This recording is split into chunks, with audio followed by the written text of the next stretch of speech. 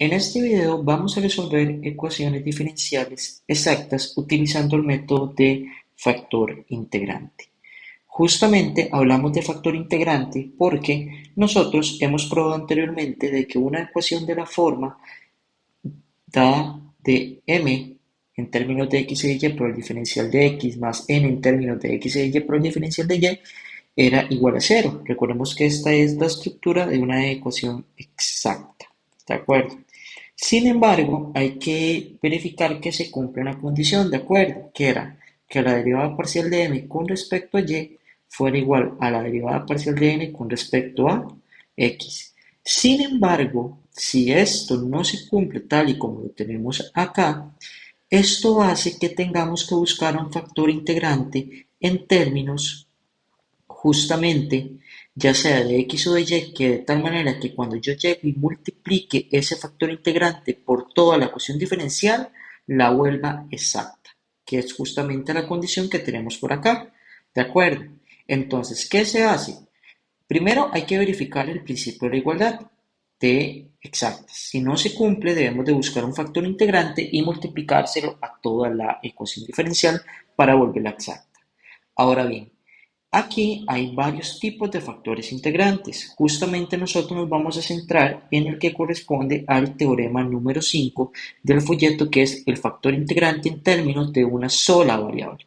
¿De acuerdo? Entonces, justamente estas dos formulitas que están en el teorema número 5 son los que nos permiten a nosotros encontrar ese factor integrante en términos de una sola variable. Ahora bien, si nosotros tenemos la derivada parcial de m con respecto a y menos la derivada parcial de n con respecto a x entre n, y usted dirá quién es m y quién es n, recuerde la ecuación diferencial que tiene acá.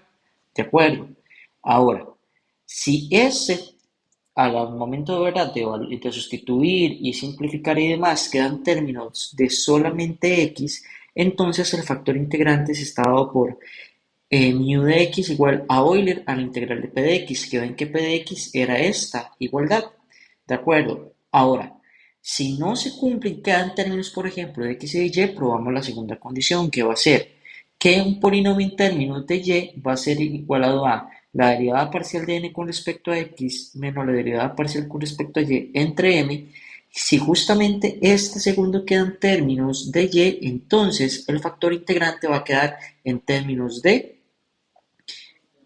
y, ¿de acuerdo? Y se da de esta manera como Euler a la integral de p de y, ¿de acuerdo? Ahora bien, no necesariamente ese teorema va a funcionar siempre. Hay y existen varios tipos de factores integrantes. Por ejemplo, el factor de x a la m, y a la m, ¿de acuerdo? Que este se utiliza justamente cuando particularmente no se cumple el teorema número 5. Recuerden entonces siempre probar el teorema número 5 cuando la ecuación no es exacta para encontrar lo que corresponde al factor integrante. Y justamente lo que se hace es que ese factor de x a la m y a la n, ¿verdad? Se multiplica por toda la ecuación y se utiliza esta fórmula que está acá para poder encontrar los valores de m y de n, ¿de acuerdo?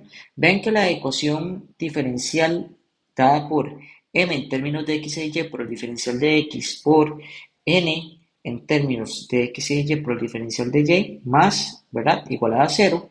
Esto implica entonces que la derivada parcial de m con respecto a y menos la derivada parcial de n con respecto a x va a ser igual a m por n entre x menos n minúscula entre m entre y. Recuerden que el m y el n minúsculos son los que debemos encontrar, son valores en particulares, son constantes como tal, ¿de acuerdo?